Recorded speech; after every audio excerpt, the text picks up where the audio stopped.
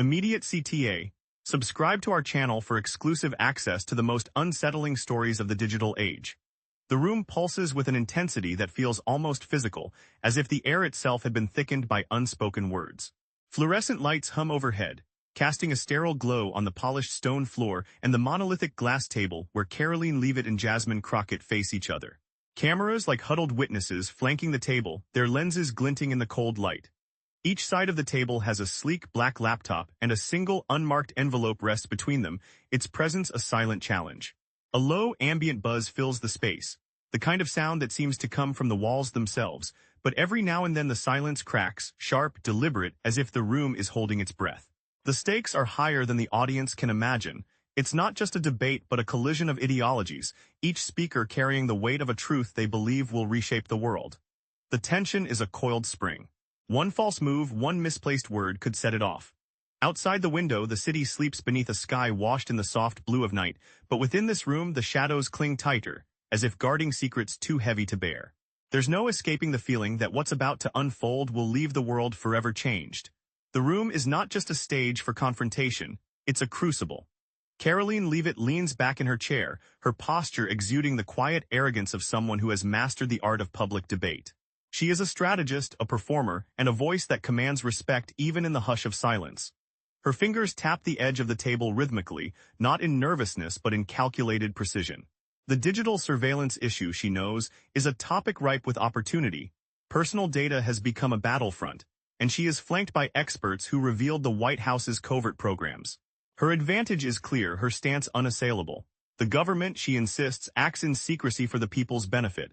But behind her porcelain mask of confidence, a flicker of doubt is present.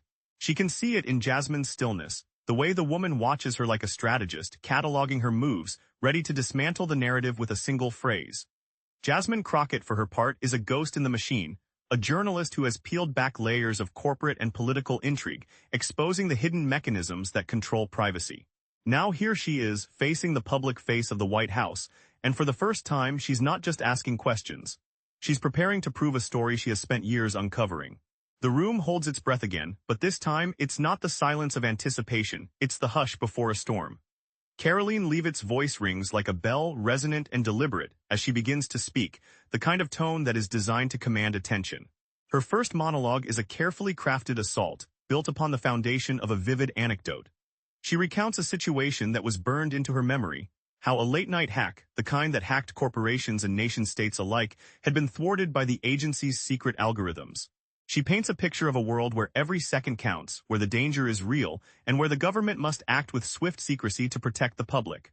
Her words carry an unmistakable urgency, each phrase clawing at the audience's subconscious, stirring their fears of chaos and vulnerability. The room seems to lean in as she speaks, the cameras clicking like anxious wasps, and her voice fills the space with the weight of a nation's safety. She is not merely defending a program, she is defending the very idea of control in a world that has grown too wild for restraint.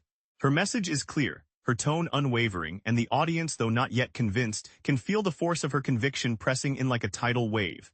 Jasmine Crocket, calm but sharp, responds with a measured voice that cuts through Karoline's fervor like a knife through silk. She acknowledges the emotion, but not to match it, only to dissect it. What you're describing, she says, her tone cool and analytical, sounds like the kind of information that would have been dismissed as paranoia if it came from a dissident. She pauses just long enough for the weight of her words to settle before launching into the data that underpins her argument. A string of leaked documents, official reports from intelligence agencies, and internal conversations from whistleblowers. These sources don't just discredit Karoline's anecdote, they unravel the very foundation of her claim. Jasmine's eyes flicker with a quiet intensity, her voice a steady drumbeat. Then, she shares a personal piece of her story. A night spent in the blue glow of a screen, watching a familiar face get dragged into the crosshairs of a surveillance system she had once believed protected her. Her voice carries an edge not of anger but of truth, raw and unfiltered. The room feels like it has shifted, the air heavier now, the walls knowing something the audience doesn't. Karoline Leavitt's face hardens, her jaw tightening as if she's summoning a shield against the storm Jasmine is unleashing. She speaks with the clarity of someone who has practiced this moment, her voice rising like smoke from a lit match. "You're not here to serve the public," she accuses, her eyes narrowing.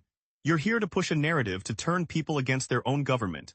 Her hand moves as if to grasp the air itself, grabbing at the invisible thread of Jasmine's argument. Then the data hits her like a hammer, figures from the same leaked documents that Jasmine had just referenced, numbers that contradict the narrative of safety and control. It's not just that the programs are out of touch with public trust. It's that they've encroached on rights in ways that even the most seasoned officials can no longer ignore. Karoline's shoulders slump just a fraction, the weight of her own words settling onto her like an anchor. She refocuses, her tone sharpening. "These are the risks of letting the enemy win," she says, a reference to past threats, her words laced with something that feels like fear. Jasmine leans forward, her expression unreadable, the silence between them stretching like a taut wire. It's a moment of tension, the kind that only gets heavier when left to hang. Jasmine Crockett's counter is as precise as a sniper's aim, her hands steady as she points to the screen where a series of data points flicker in and out. "Here's the truth, Karoline, surveillance doesn't prevent chaos. It enables it," she says, her voice slicing through the room like a whip. She highlights the rise in cyberattacks attributed to state actors since the programs were expanded, outpacing the decline in leaks significantly. Then, another point.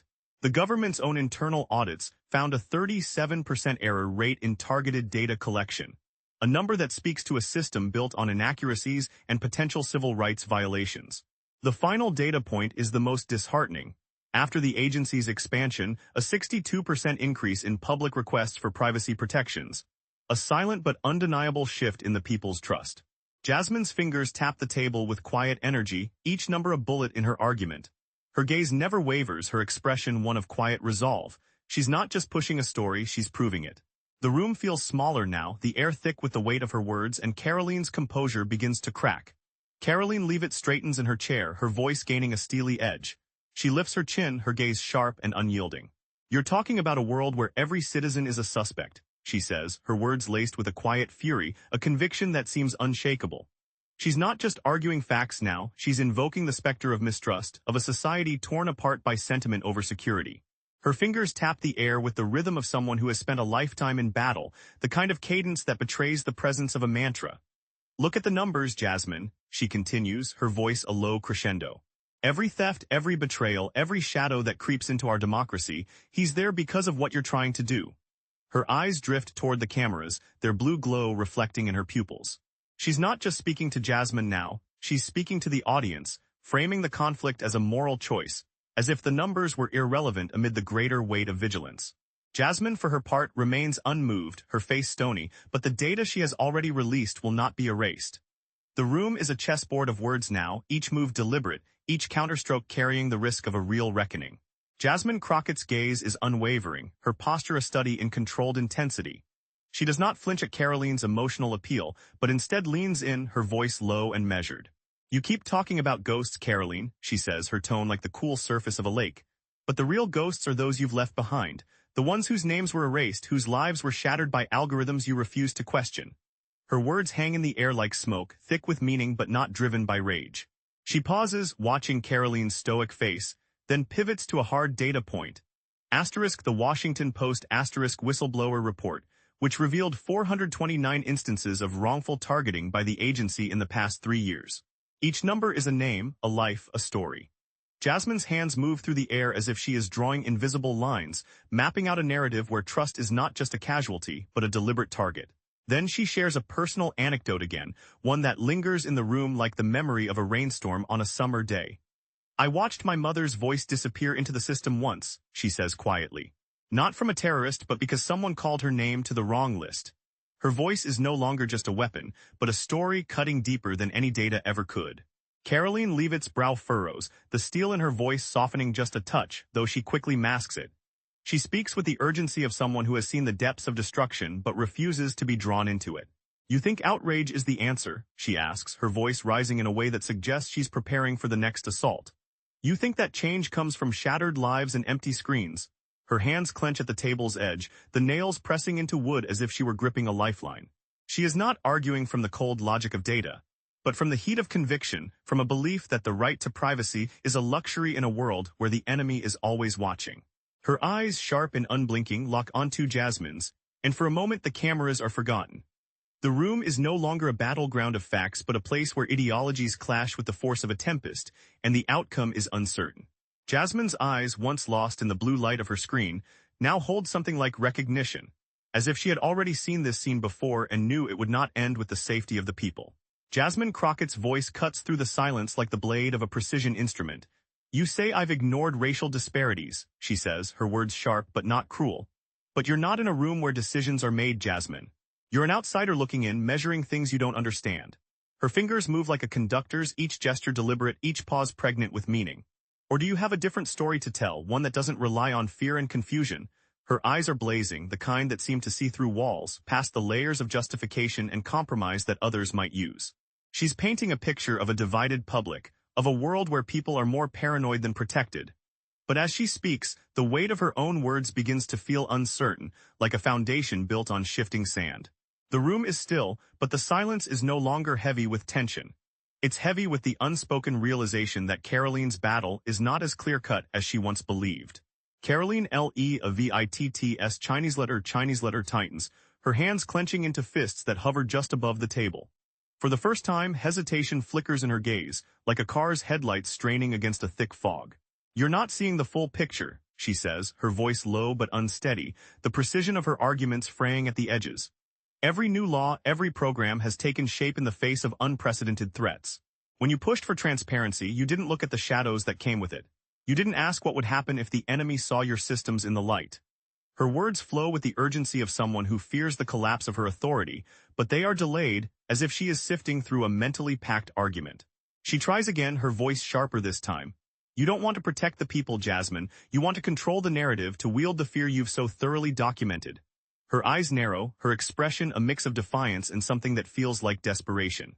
The room holds its breath, the confrontation no longer ideological but personal, the weight of the battle pressing into every corner. Jasmine Crocket takes a deep breath, her voice steady as she moves to dismantle the last vestiges of Karoline's authority. And here's the irony, she says, her tone like the hush before a bomb. The people have seen your narrative, Karoline, they've heard the rhetoric, they've studied the data, and they've seen the truth for what it is. A bridge too far, stretched across a chasm of mistrust. She pauses, her expression unreadable, but the room seems to lean in, her words carrying the weight of a prediction that is already unfolding. You act like the people are blind, she continues, but they're not. They're watching and they're talking and they're organizing. Let's talk about the numbers of protests, the rise in grassroots movements demanding accountability, the percentage of the public that now believes your programs are a violation of their rights, not just an inconvenience but a crime. Her voice cuts the air like a blade, each word a step closer to the edge of something bigger than Karoline's authority. The silence is no longer taut. It is a void, ready to swallow the next words, the next blow.